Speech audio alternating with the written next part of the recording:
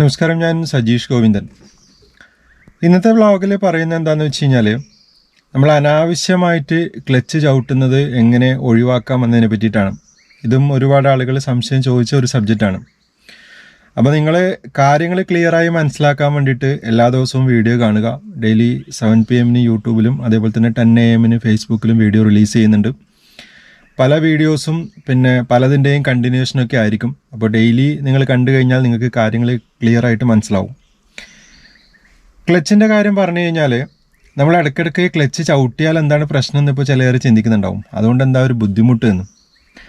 ഇടയ്ക്കിടയ്ക്ക് ക്ലച്ച് ചവിട്ടി കഴിഞ്ഞാൽ സ്വാഭാവികമായിട്ട് നമുക്കറിയാം ക്ലച്ച് പ്ലേറ്റിന് വിയർ ആൻഡ് ടിയർ സംഭവിക്കും, തേയ്മാനം ഉണ്ടാവും, ക്ലച്ച് പ്ലേറ്റ് മാറ്റേണ്ട ഒരു അവസ്ഥ വരും. അത് സർവീസിന് പോയി കഴിഞ്ഞാൽ അവർ നോക്കിയിട്ട് പറയും എന്തൊക്കെ ആയിട്ടുണ്ട് വണ്ടിക്ക് എന്ന്. നിങ്ങൾ സർവീസിന് കൊണ്ടുപോയി കഴിഞ്ഞാൽ അവർ പല പാർട്സും കംപ്ലൈൻ്റ് ആയിട്ടുണ്ടെന്നൊക്കെ പറയും. അതിനൊക്കെ ഒരു പരിധി വരെ കാരണം നമ്മളുടെ ഡ്രൈവിംഗ് സ്റ്റൈലാണ്. അപ്പോൾ നല്ല രീതിയിൽ നമ്മൾ ഡ്രൈവ് ചെയ്ത് കഴിഞ്ഞാൽ നമ്മുടെ വണ്ടി നല്ല കണ്ടീഷനിലുണ്ടാവും.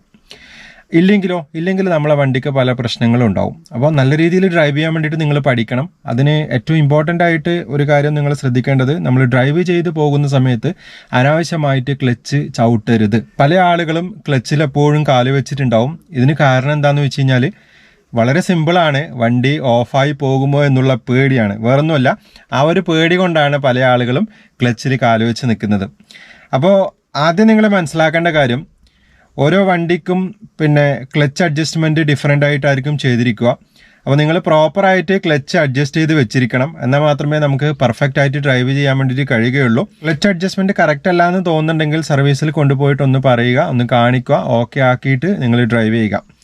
പിന്നെ ക്ലച്ചിൽ നിന്ന് കാലെടുത്ത് കഴിഞ്ഞാൽ വണ്ടി ഓഫായി പോകുന്നുള്ള പേടിയുള്ളവർ വീഡിയോ മുഴുവനായിട്ട് കാണുക. കണ്ടു കഴിഞ്ഞാൽ നിങ്ങൾക്ക് കാര്യം ക്ലിയർ ആയിട്ട് മനസ്സിലാവും. നിങ്ങൾക്ക് പേഴ്സണലായിട്ട് സംശയങ്ങളൊക്കെ ചോദിക്കണമെന്നുണ്ടെങ്കിൽ സജീഷ് ഗോവിന്ദൻ എന്ന എൻ്റെ ഇൻസ്റ്റാഗ്രാം പേജ് നിങ്ങൾക്ക് ഫോളോ ചെയ്യാവുന്നതാണ്. ലിങ്ക് ഞാൻ ഈ വീഡിയോയുടെ ഡിസ്ക്രിപ്ഷനിൽ കൊടുത്തിട്ടുണ്ട്. അതേപോലെ തന്നെ പുതിയ വണ്ടികളെ പറ്റിയിട്ടൊക്കെ നിങ്ങൾക്ക് അറിയണമെന്നുണ്ടെങ്കിൽ മാർക്കറ്റിൽ പല പല വണ്ടികളൊക്കെ ഇറങ്ങുന്നുണ്ട്, പല പ്രോഡക്റ്റുകൾ ഇറങ്ങുന്നുണ്ട് വണ്ടികളുമായിട്ട് ബന്ധപ്പെട്ട്. അപ്പോൾ അത്തരം കാര്യങ്ങളൊക്കെ അറിയണമെന്നുണ്ടെങ്കിൽ സ്പെഷ്യലായി ബൈ സജീഷ് ഗോവിന്ദൻ എന്ന യൂട്യൂബ് ചാനൽ കാണുക. വീഡിയോയുടെ ഡിസ്ക്രിപ്ഷനിൽ ലിങ്ക് കൊടുത്തിട്ടുണ്ട്. അതുകൂടാതെ തന്നെ എൻ്റെ ട്രാവൽ ചാനൽ കാണാൻ നിങ്ങൾക്ക് താല്പര്യമുണ്ടെങ്കിൽ, ഞാൻ പല സ്ഥലങ്ങളിലും യാത്ര ചെയ്യുന്നുണ്ട്, യാത്രാ വിവരണങ്ങൾ ചെയ്യുന്നുണ്ട്. അപ്പോൾ അതൊക്കെ കാണാൻ താല്പര്യമുണ്ടെങ്കിൽ ജേണി വിത്ത് സജീഷ് ഗോവിന്ദൻ എന്ന യൂട്യൂബ് ചാനൽ നിങ്ങൾ ഫോളോ ചെയ്യുക. നിങ്ങളുടെ അഭിപ്രായങ്ങളൊക്കെ തീർച്ചയായിട്ടും കമൻറ്റ് ചെയ്യുക.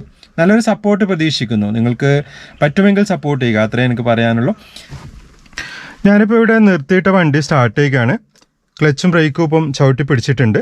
ഞാനിതാ വണ്ടി സ്റ്റാർട്ട് ചെയ്യുന്നു. 1, 2 3 സ്റ്റെപ്പായിട്ടാണ് വണ്ടി സ്റ്റാർട്ട് ചെയ്യുന്നത്. ഇതെന്തുകൊണ്ടാണ് ഇങ്ങനെ സ്റ്റാർട്ട് ചെയ്യുന്നതെന്ന് ഞാൻ പല വീഡിയോസിലും പറഞ്ഞിട്ടുണ്ട്. മനസ്സിലാകാത്തവർക്കായി ഒന്നും കൂടെ പറയുകയാണ്. നമ്മൾ ഒറ്റയടിക്ക് വണ്ടി സ്റ്റാർട്ട് ചെയ്യാൻ വേണ്ടിയിട്ട് പാടില്ല. സ്റ്റെപ്പ് ബൈ സ്റ്റെപ്പായിട്ട് സ്റ്റാർട്ട് ചെയ്യുക.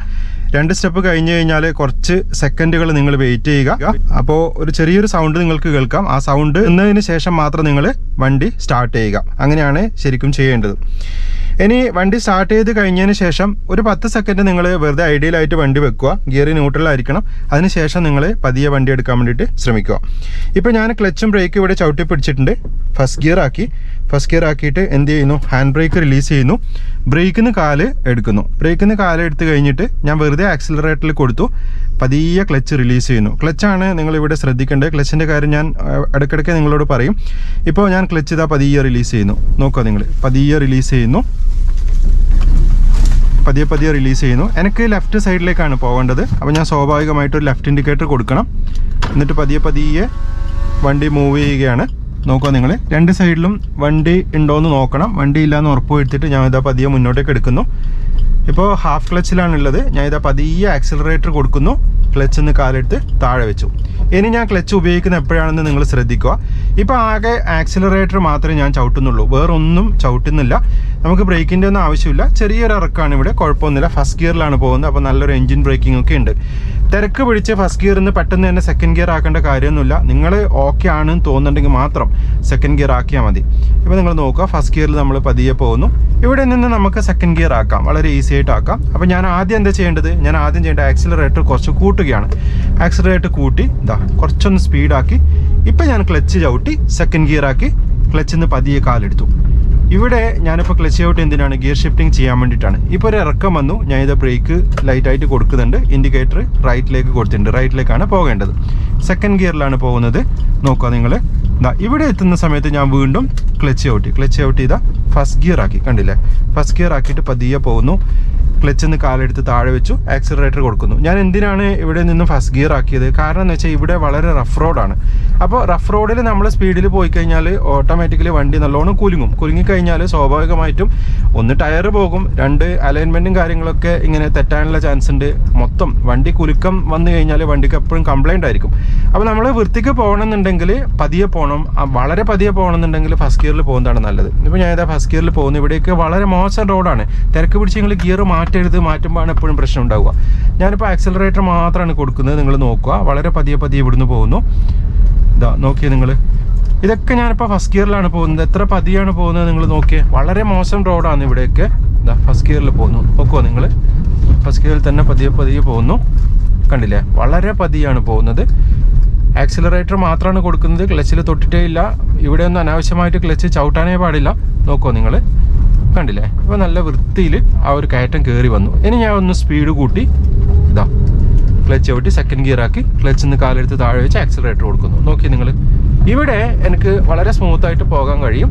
ഒരു ചെറിയ കയറ്റാണ്, പിന്നെ അത് വളവും കൂടി ഉണ്ട്. സെക്കൻഡ് ഗിയറിലാണ് പോകുന്നത്, നല്ല റോഡാണ്. അതുകൊണ്ടാണ് ഞാനത് സെക്കൻഡ് ഗിയറിലേക്ക് മാറ്റിയത് അവിടുന്ന്. അല്ലെങ്കിൽ ഫസ്റ്റ് ഗിയറിൽ പതിയെ വരണം നമ്മൾ. ഇവിടെ സെക്കൻഡ് ഗിയർ ആക്കിയിട്ട് ഞാൻ കുറച്ചൊന്ന് സ്പീഡിൽ പോയി സ്റ്റിയറിംഗ് തിരിക്കുന്നു. നിങ്ങൾ നോക്കുക, ഇപ്പോൾ ക്ലച്ചിൽ കാല് വെച്ചിട്ടില്ല. പിന്നെ പറയുന്നത് ശ്രദ്ധിക്കണം. ഞാനിപ്പോൾ ആക്സിലറേറ്റർ മാത്രമാണ് കൊടുത്തിട്ട് പോകുന്നത്. വളരെ പിന്നെ ഒരു മീഡിയം സ്പീഡിൽ, അതായത് ഒരു 25 സ്പീഡിലാണ് പോയിക്കൊണ്ടിരിക്കുന്നത്. നോക്കി നിങ്ങൾ, കണ്ടില്ലേ? ഇതേപോലെ എനിക്ക് ഡ്രൈവ് ചെയ്ത് പോകാം, ഒരു ബുദ്ധിമുട്ടുമില്ല. ഇതിൻ്റെ ഇടയ്ക്ക് ഒരു 10 പ്രാവശ്യമൊക്കെ ചിലപ്പോൾ ചില ആളുകൾ ക്ലച്ച് ചവിട്ടുന്നുണ്ടാവും, ഇടയ്ക്കിടയ്ക്കേ ചവിട്ടുന്നുണ്ടാവും. ഇത്ര ഓടിച്ചു വരുന്നതിനിടയിൽ തന്നെ പലപ്പോഴും ക്ലച്ച് ചവിട്ടുന്ന ആളുകളുണ്ട്. അതിൻ്റെ ഒന്നും ആവശ്യമേ ഇല്ല. ഇവിടെ ചെറിയൊരു ഹമ്പ് പോലെയുണ്ട്, പതിയെ കയറി ഇറങ്ങുന്നു. ആക്സിലറേറ്റർ മാത്രം ഞാൻ കൺട്രോൾ ചെയ്തു, കണ്ടില്ല? അത് കയറി ഇറങ്ങി. ഞാനിപ്പോൾ ക്ലച്ച് ചവിട്ടിയിട്ടില്ല. കാരണം എന്താണ്? എനിക്ക് ഉറപ്പുണ്ട് വണ്ടി ഓഫായി പോകില്ല എന്ന്. ഞാൻ അതിന് കണക്കായ ഒരു ആക്സിലറേറ്റർ കൊടുക്കുന്നുണ്ട്. അപ്പോൾ പലപ്പോഴും ആളുകൾ ഈ ക്ലച്ച് ഇടയ്ക്കിടയ്ക്ക് ചവിട്ടുന്നതിന് കാരണം എന്താണെന്ന് വെച്ച് കഴിഞ്ഞാൽ ഓഫായി പോകുന്നു എന്നുള്ള പേടിയാണ്. നിങ്ങൾ ശ്രദ്ധിക്കേണ്ട കാര്യം, നിങ്ങളുടെ വണ്ടി ഏത് ഗിയറിലാണ് എന്ന് നിങ്ങൾ എപ്പോഴും മനസ്സിലാക്കിയിരിക്കണം. അതിന് കണക്കായ ഒരു സ്പീഡ് വണ്ടിക്ക് കൊടുത്തിരിക്കണം. ഇപ്പോൾ നിങ്ങൾ നോക്കുക, ഞാൻ ഇവിടുന്ന് ബ്രേക്ക് ചെയ്തു, ഒരിറക്കാണ്. നല്ലോണം ബ്രേക്ക് ചെയ്യാൻ വേണ്ടിയിട്ട് പാടില്ല, പക്ഷെ ഒരു മീഡിയം ബ്രേക്ക് ചെയ്തു. ഞാനിപ്പോൾ സെക്കൻഡ് ഗിയറിലാണ് പോകുന്നത്, എൻജിൻ ബ്രേക്കിങ്ങോട് കൂടിയിട്ടാണ് പോകുന്നത്. അപ്പോൾ എനിക്ക് ചെറിയൊരു ബ്രേക്കിൻ്റെ ആവശ്യം മാത്രമേ ഉള്ളൂ. നോക്കുക നിങ്ങൾ, ഞാനിപ്പോൾ ഇത് ഇവിടുന്ന് പിന്നെ ആക്സിലറേറ്റർ കുറച്ച് കൂട്ടി കൊടുക്കുന്നു.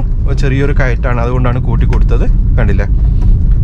ഏത് ഗിയറിലാണ് പോകുന്നതെന്ന് നിങ്ങൾ നോക്കണം. ഇപ്പോൾ സെക്കൻഡ് ഗിയറിലാണ് പോകുന്നതെങ്കിൽ നമുക്ക് ഒരു ചെറിയ സ്പീഡിൽ പോകാൻ വേണ്ടിയിട്ട് കഴിയും. ആ ഒരു സമയത്തൊന്നും വണ്ടി പെട്ടെന്ന് ഓഫായി പോവുകയില്ല. ഇനിയിപ്പോൾ നമ്മൾ ഇതേപോലെ ഫോർത്ത് ഗിയറിലാണ് പോകുന്നതെന്ന് വിചാരിക്കുക. ആ ഒരു സമയത്ത് നമ്മൾ നല്ലോണം ബ്രേക്ക് ചവിട്ടി സ്ലോ ആക്കാൻ വേണ്ടി പാടില്ല. അപ്പോൾ നമുക്ക് ക്ലച്ചിൻ്റെ ആവശ്യം വരും. ക്ലച്ച് ചവിട്ടി ഗിയർ ഡൗൺ ആക്കണം.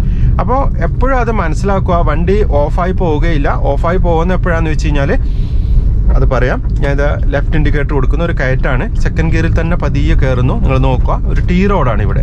അപ്പോൾ രണ്ട് സൈഡും ശ്രദ്ധിച്ചിട്ട് മാത്രമേ പോകാൻ വേണ്ടി പാടുള്ളൂ. നമ്മൾ പെട്ടെന്ന് രണ്ട് സൈഡും ശ്രദ്ധിക്കുക.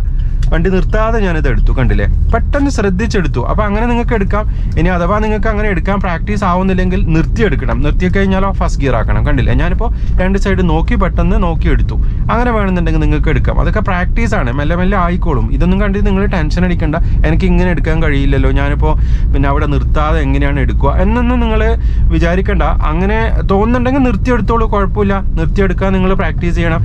എനിക്ക് പ്രാക്ടീസ് ഉള്ളതുകൊണ്ടാണ് ഞാനിപ്പോൾ അങ്ങനെ ചെയ്തത്. അപ്പം ഇതൊക്കെ കുറച്ച് കഴിഞ്ഞ് കഴിഞ്ഞാൽ പിന്നെ നിങ്ങൾക്കൊക്കെ പറ്റും. നിങ്ങൾക്കൊക്കെ ഭയങ്കര രസമായിട്ട് തോന്നും. എങ്ങനെയാണെന്ന് വെച്ച് കഴിഞ്ഞാൽ ഇപ്പോൾ ഈ പഠിക്കുന്ന ആളുകളൊക്കെ ഇപ്പോൾ ഭയങ്കര ചിലപ്പോൾ ടെൻഷൻ അടിക്കുന്നുണ്ടാവും. എങ്ങനെയാണ് ഞാനിപ്പോൾ സെക്കൻഡ് ഗിയറിൽ തന്നെയാണ് വരുന്നത്.